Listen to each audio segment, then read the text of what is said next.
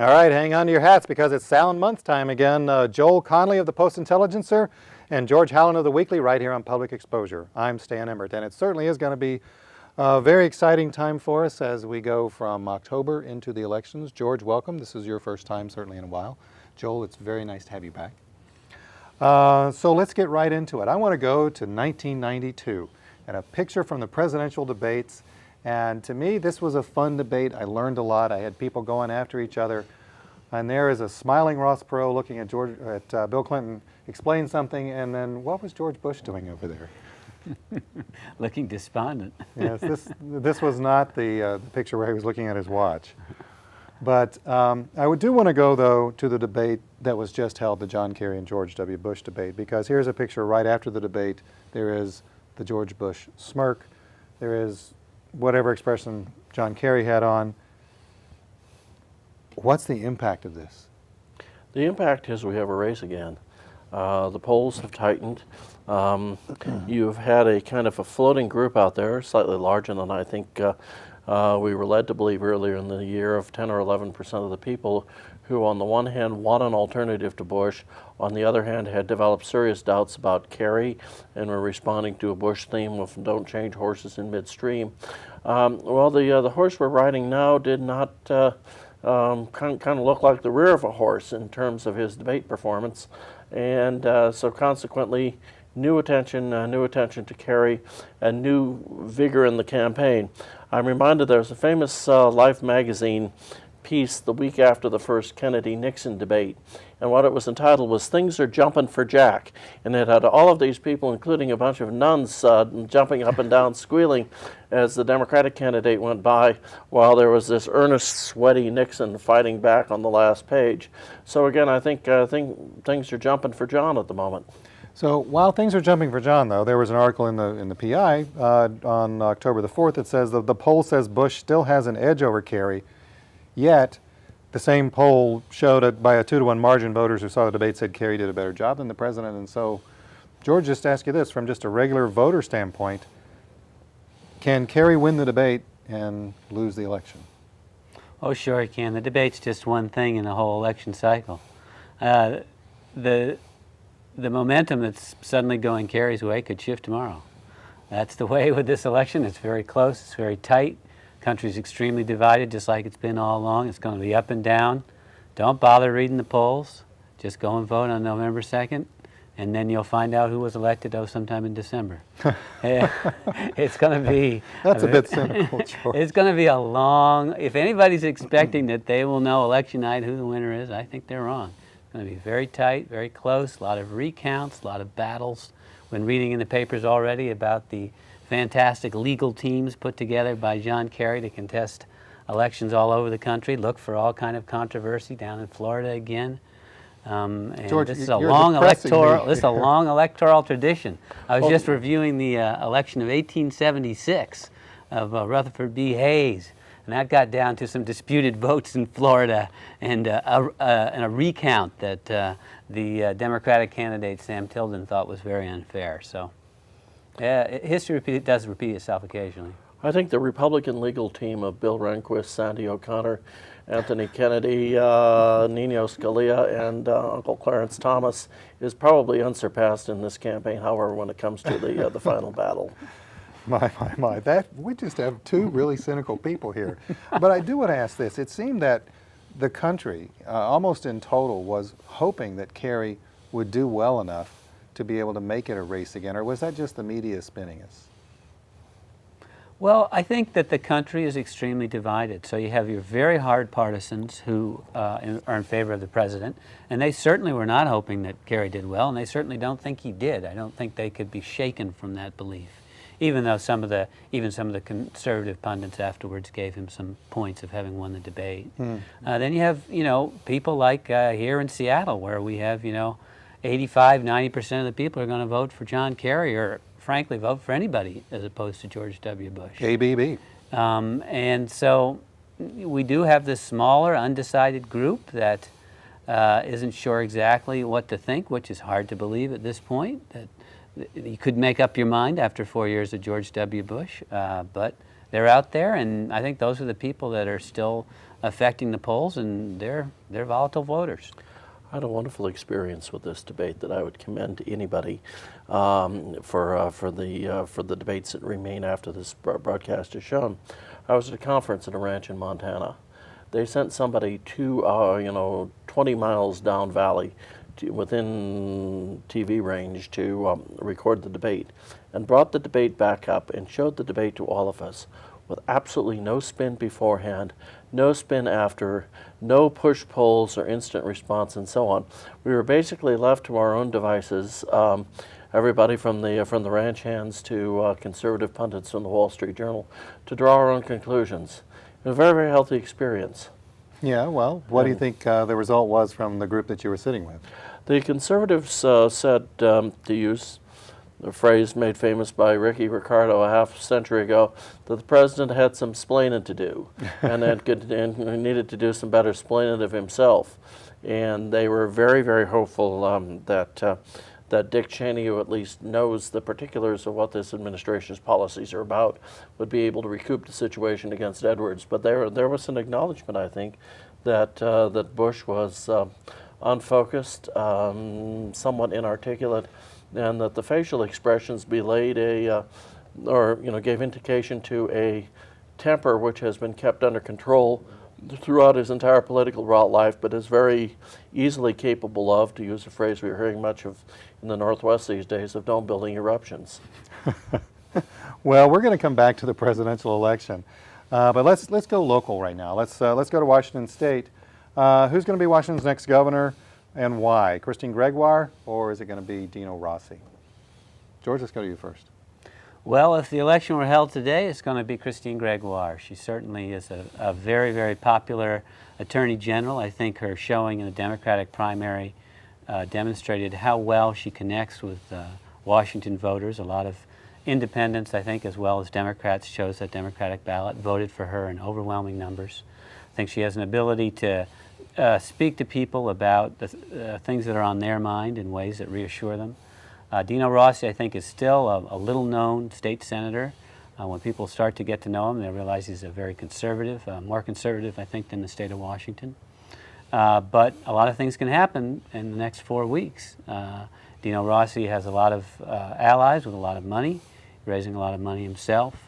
That could change the debate. Christine Gregoire could do something wrong and make some major faux pas and end up suddenly the loser. But if it were held today, she'd win. Joel, Dino Rossi has a pretty good reputation among his fellow legislators. Is that something that may be able to carry him, or? He has a reputation among the legislators, and the legislators certainly also among the lobbying community, as a very, very skilled budget writer. Again, the joke being that if Dino Rossi were a baseball player, that the Billy Beane of the Oakland A's would be trying to draft him. It is worth noting, however, going back a few years to where the Democrats in a midterm election with a Republican, Bush Sr. in the White House, were looking forward to making gains of Southern governorships, and indeed did, with Ann Richards winning in Texas and Lawton Childs winning in Florida. But they lost a whole bundle of governorships in the upper Midwest, where an unknown state legislator named Tommy Thompson, now the Health and Human Services Director, upset Governor Tony Earl in Wisconsin, and where an unknown state legislator named John Engler defeated the Democratic Governor Jim Blanchard in Michigan. And people were just a little bit antsy with the way state government was going, and the state government was being a little too bossy, and the people being offering themselves as an alternative really didn't have to measure up to the incumbents in order to beat them. Well, we shall see. Let's move on to the next race, because we have the race of the current Superintendent of Public Instruction and the past Superintendent of Public Instruction. I think it's kind of an odd race. George? Yeah, well, it certainly is not a race anyone would have predicted. On election night, primary election night, Terry Bergson had a terrible showing. She got less than 40% of the vote, and it looks to me like right now, again, if the election were held tomorrow, that Judith Billings would ride the anti-Wassel sentiment into office. the WASL being that high stakes test that public school students have to But take isn't in it order to essentially graduate. mandated by the feds, a test like that? Some kind of test is mandated, but Washington actually has been out in front and passed this thing early, made it extremely difficult. And let me tell you, the parents are restless out there. There was another candidate in that race, Juanita Doyon, Mothers Against the WASL, who got pretty good numbers considering she didn't have a lot of money or any name recognition. I think the writing's on the wall that Washington State parents are not happy with the direction of the public school system, and I think Terry Bergeson's the one who's going to take the fall for it.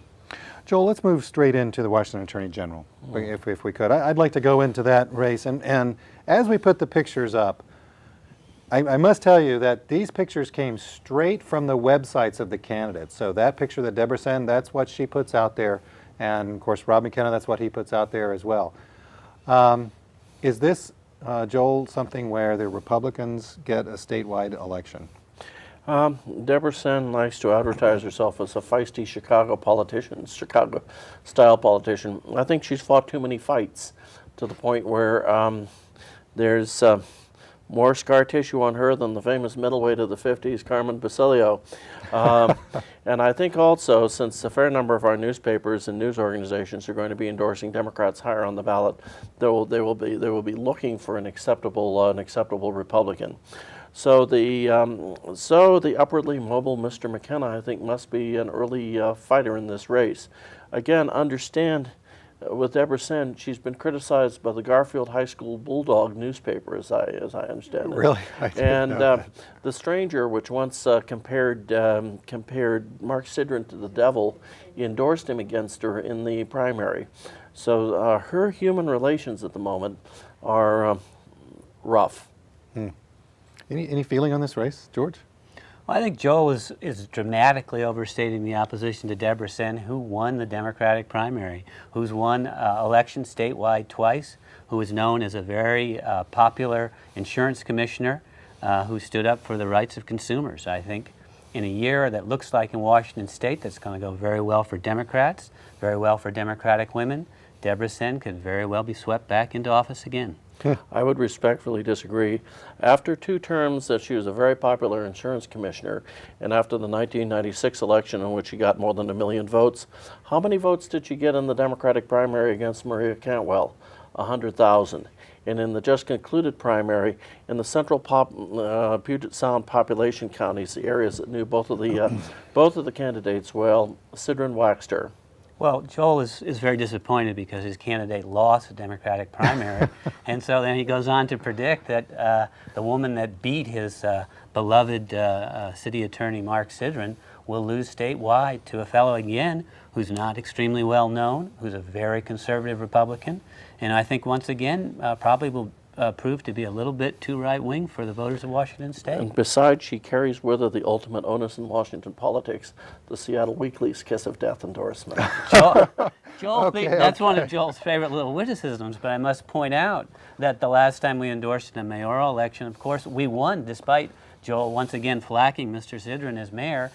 We endorsed Greg Nichols, and he won. We've won many elections over the years with our endorsements, but endorsements are not about picking winners. Endorsements are about picking the better candidate. All right, ding, ding, ding, ding. Go to neutral corner, guys. We got to take a break. Lunch says McKenna. Very good. Okay, you heard it right there. I think that was a legal bet, though. Just want to remind everyone this is Public Exposure, a news scan production, or a scan production, and we're very happy to be in the news scan slot. We're talking with Joel Connelly of the Seattle Post-Intelligencer and George Howland of the Seattle Weekly, right here on Sound Month in Review, and definitely this is a lively discussion, so let's get right back to it. The 8th Congressional District, I happen to work on the east side and work in that district, and just today I was driving behind a vehicle that had Dave Reichert sign and John Kerry sign. I thought that was kind of interesting. And immediately my conspiratorial thoughts came out and said, which side wants the others? The last poll I saw was too close to call. Is it? I really wonder how many people have actually focused in on that race yet. and certain things that are the province of those who are more sophisticated, namely Mr. Reichert seeming to have memorized various conservative cliches in the race and not evincing that much deep thought about it. Whether this has gotten into the mainstream of thought, or whether he's simply viewed again as an effective crime fighter. But again, my impression, particularly having been on a panelist in the debate in the primary, was that Mr. Reichert was acting as if he said something wrong, somebody would come on screen and cane him. George? Well, this debate, this contest is between two guys, neither of whom are professional politicians, and neither one who are very comfortable campaigning. You've got a guy who's a fantastic talk show host, Dave Ross. You've got a guy who's a fantastic sheriff, Dave Reichert. Both are having difficulty making the transition to political life, and the political hurly-burly is getting under Dave Reichert's skin, and Dave Ross often seems kind of disinterested in the whole thing. I think in that kind of a situation, what happens is that the voters will look at him and say, well, Dave Reichert, he looks more like a congressman, and they'll send him back. Could be. I happened to watch not a debate, but a discussion between the two, and I know them both. I've been very fortunate to get to know them both, and frankly, I was shocked at Dave Reichert's lack of knowledge about just about anything except for fighting crime. Though I think George is making an interesting point here. When you hear Ross, at times you hear a compelling person in terms of, who will be a semi-independent voice in the House of Representatives that has, gotten to be at loggerheads and certainly bogged down in recent times. At other times, however, Ross talks about, full nights about whether or not this is the right thing for him at the moment, as if the voters were really about to consider whether this was right for Dave Ross. So that again, the sheriff is massively out of sync in terms of issues, but Ross himself has not really hit full speed. Well, he's got 4 weeks to do it. Let's go a little bit more local. Let's go here to the Seattle area in District 36, Legislative District 36. Helen Summers, once again, is running for re-election, and she had a very difficult primary because a union came after her. Is she going to be damaged in this? Damaged in what sense? Politically? Yeah, damaged politically. I mean, is she going to survive it? Oh, yeah. No, Helen Summers has won re-election. There is the 36th District of Seattle is not going to elect a Republican or a Libertarian in any time in the immediate future. Helen Summers not only won her election, but she will be invigorated to go down to Olympia and challenge the speakership of Speaker Frank Chopp, who did not endorse her, and I think she'll certainly be fighting hard not to become the next speaker, but to find someone else to take his place.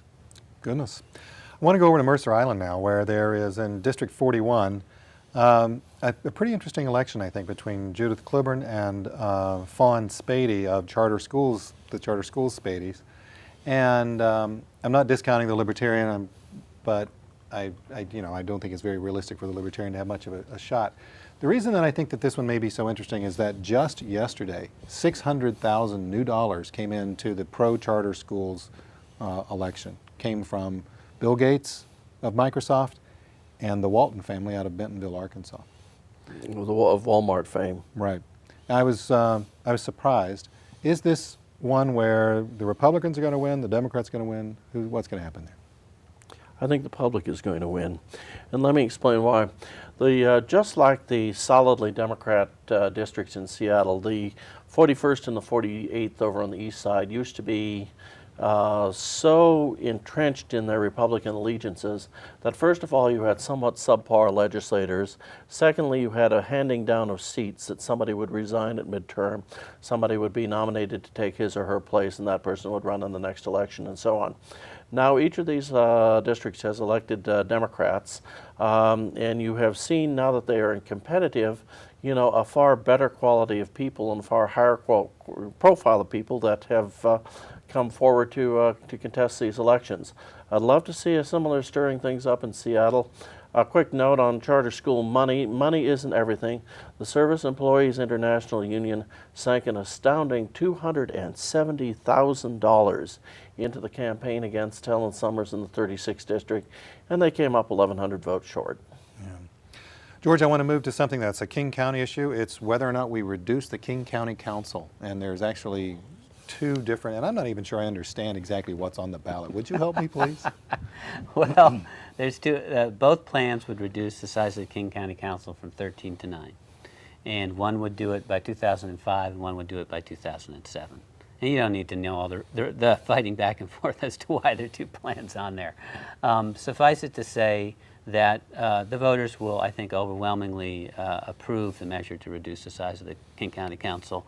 I think that'll be a mistaken decision, but I think they're going to say, what does the King County Council do? How much are we paying them? Let's get rid of a few of them. Well, let me ask this. Does one of the two have to get 50%? I believe the way it's set up is that the question is, and correct me if I'm wrong on this, Joel, but I believe the way it's set up is the question is, do you want to reduce the size, and then how quick do you want to do it? Oh, I see. I see. Well, that one will be interesting because I remember that there was a sitting council member that essentially was beaten largely on this particular issue. Cynthia Sullivan was beaten by, Bob Ferguson, I think. Sure. Well, the situation is, how many people do they have on the Los Angeles County Board of Supervisors? A situation where each one of them represents 600,000 or 700,000 people. Here we have 13 county council members, and the county is, cities have been incorporated. The county is directly administering, less and less land, so that and less population. So again, I think it was a key pivotal issue last year, and one in which even resonated within the Liberal Democratic Party of Northeast Seattle. Let's go very, very local now. Let's go to an article in the Seattle Weekly of October the 5th, and the headline is "Politics, Let's Get On With It, Time to Stop Second Guessing the Monorail." And I've found that refreshing to be coming out of the Weekly. But George, the City of Seattle ballot initiative is basically to we repeal the monorail. What happens? Right, it's the monorail recall, and the article argued that it was time to stop with the Seattle process and get on with building the project. Couldn't be more wrong. That's the nature of newspapers. They're not monoliths. Not everybody who writes for a newspaper thinks the same, nor should they. That would make a very boring newspaper. This is a chance to stop a terribly flawed project, or at least throw a monkey wrench in it, because it'll all go to court, and I think it's very likely that the initiative will be found to be illegal. But I sure encourage people to go ahead and vote to stop this project that's going to ruin our Seattle Center, that's going to cost way more than they're claiming and do far less. My. If we are to go to the year 2054, we can figure that there are at least 4 things that will be remaining the same. People will be asking whether this is the year for the Boston Red Sox. Secondly, there will be a Bush on the presidential ballot. Third, Dick Clark will still be hosting pop music programs. And fourth, Seattle will still be debating transportation options. With that, we've got less than 5 minutes left and 2 very important issues to get. One is the biggest influence in the election. On the eve of the first presidential debate, this poll was taken as to what was the biggest influence in the election. 1, the debates, 27%. 2, the candidates spin 14%. And 3, the media spin 51%, telling me that the people believe that the media is not telling them the truth. You guys are the media. Do we trust you? Sometimes the media points things out that have been overlooked in the debate. The classic example was the polls that showed Gerald Ford did relatively well after his '76 encounter with Jimmy Carter. Only the press kept replaying the scene in which Ford inadvertently liberated Eastern Europe and Poland.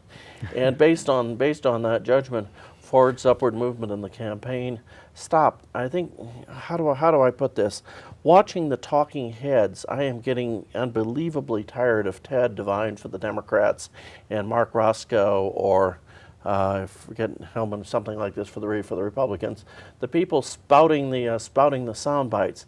But at the same time, if there is cold, hard, independent analysis, and if something significant is said that's missed, it's the media's duty. George, we got 3 minutes left, but before we get to the next topic, I got to let you address that, the issue. I mean, the role of the media, I guess people probably trust print more than they do broadcast. Well, that's nice of you to say, considering you're in TV and I'm in newspapers. The people resent the media. There's no doubt about it. They distrust the media. All the big scandals of the last few years have done nothing to improve the media's standing in American public opinion polls. It's It's a very large problem when the press is looked down upon so badly, and we got to do something about it. Got to do better. Okay, now I want to go back to the late 1960s. I was a teenager. We both were about the same age, let's just put it that way, and watching what was happening. Visions of Vietnam, we saw these every single night. This, and then of course this next picture. And my question is can this election of two people who had some kind of service in the military, can this election bring closure to the United States venture into Vietnam? I think you're ignoring there Dick Cheney's 5 different deferments. One of the great great features of the new warrior class of neoconservative intellectuals and policymakers is that none of them went near the battlefields of Vietnam, and yet the first charge they throw at everybody that opposes them is, "You're weak." Can we finally close the book, or will it not ever close? I heard someone say, which I thought was a very interesting insight, that wars don't really end their influence until the last people who fought in them have died. And they were talking about looking back at history, looking at the Civil War, World War I, World War II. They still hang around and influence things as long as the people who fought and died and were wounded, or who had deferments or whatever, as long as they're still around, those wars are still going to be debated. But there was a nobility at the end of some of them. Remember the classic example being Ulysses S. Grant's funeral in New York City that was attended by General Joseph Johnson, the Confederate who had fought him in battles in the West and in the East. And Joseph Johnson contracted the flu, which turned into pneumonia, and died soon after Grant as a result of the stresses of going to his funeral. Well, with that, we're going to make that the last word. If you want to read what Joel Connelly writes, go to the Seattle Post-Intelligencer or the website, www.seattlepi.com. George Howland, pick up the Seattle Weekly, or go to that website, www.seattleweekly.com. And with that, we'll see you right here on Public Exposure next week. Take care.